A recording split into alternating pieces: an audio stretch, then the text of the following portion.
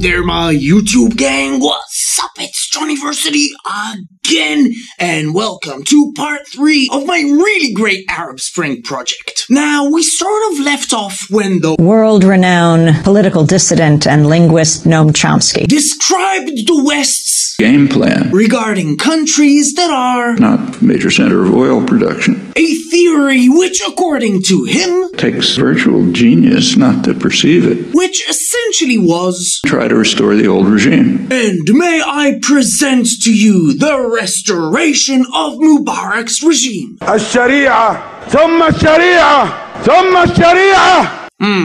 Well, maybe our virtual genius will do better next time. The other category is an oil-rich dictator who's not reliable.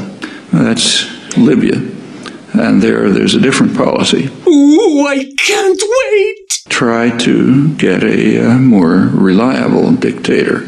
And now, behold the dictator that the imperialist, colonialist, satanic, Zionist, capitalist, Illuminati West has come up with. It's the country's first free national election in more than 4 decades, and people across the country have been turning out in the scorching heat for a chance to participate.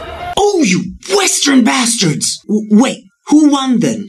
Islamists have given way to the more secular and liberal alliance, though, with the NFA party, led by the former interim Prime Minister Mahmoud Jibril. Well, that doesn't sound too bad, does it? Although it's not entirely true. But still, the Muslim Brotherhood didn't do that well, which I guess means that everything is nice and dandy, right? The cruelty meted out to Muammar Gaddafi set the tone for what was to come.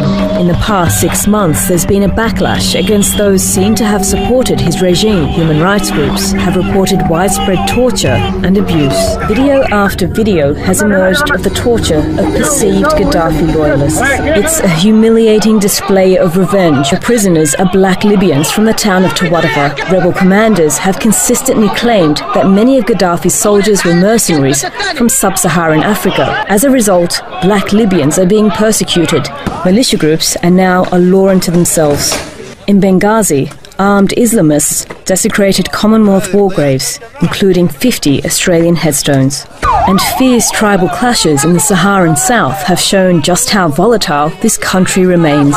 And now there's another challenge. The tribes of the East are asking for their share of control, unilaterally declaring a federal state.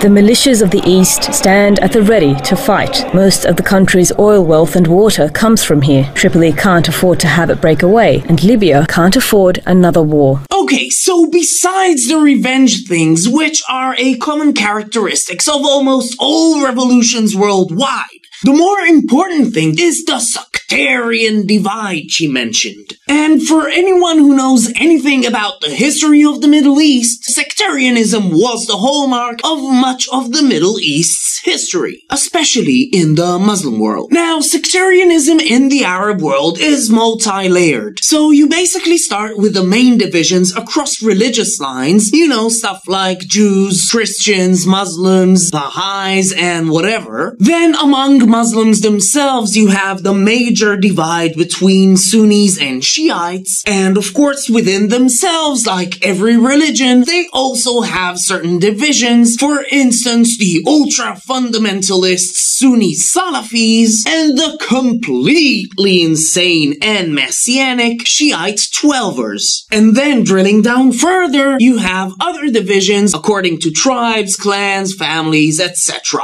And maybe the best example for these divisions is actually the birth of Israel, where you had the semi-Muslim Bedouins and the non-Muslim Druze fighting along the Jews against the Muslim Arabs. So much for ethnic cleansing, huh? But aside from the more religious divides, you also had the more tribal divides. For instance, you had the more moderate Nashashibi family, and then you had the Nazi-sympathizing cunts known as the Husseini family. And needless to say, like most of Palestinian politics ever since, the Nazi anti-Semitic Islamist cunts won.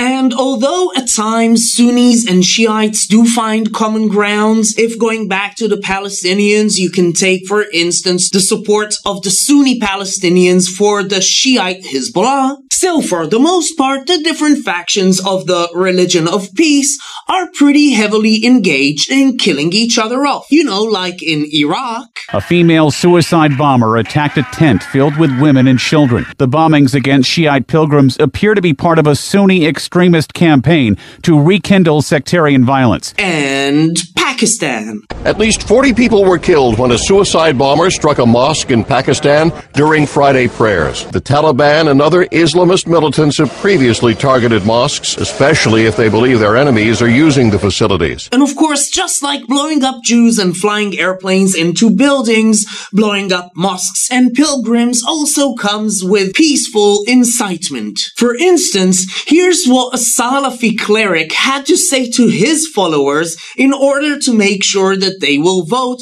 for the Muslim Brotherhood candidate Morsi in Egypt. بس أنا قلت له كل اللي نفسكوا فيه. قلت له أنا أريد رئيس سلفي. الكتاب والسنة فهم سلف الأمة. قال وإحنا دعوتنا سلفية. قال كده. قلت له الشيعة. قال الشيعة أخطر على الإسلام من اليهود.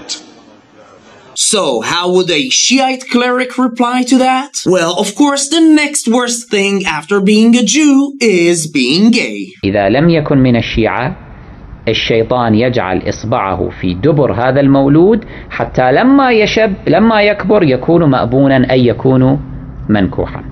So now that we know that all Sunnis are passive homosexuals, whatever that is, and that all Shiites are worse than Jews, we of course understand why the Middle East looks like it does. I mean, for fuck's sakes, even support for terror groups are divided across these lines. And actually, the main promise with Libya is that the main divides are mostly geographic and tribal and not religious, so it means that by default, it is easier to overcome. In fact, Libyans didn't even have the religious versus secular divide, as this lovely young woman noted. Elections are new for us.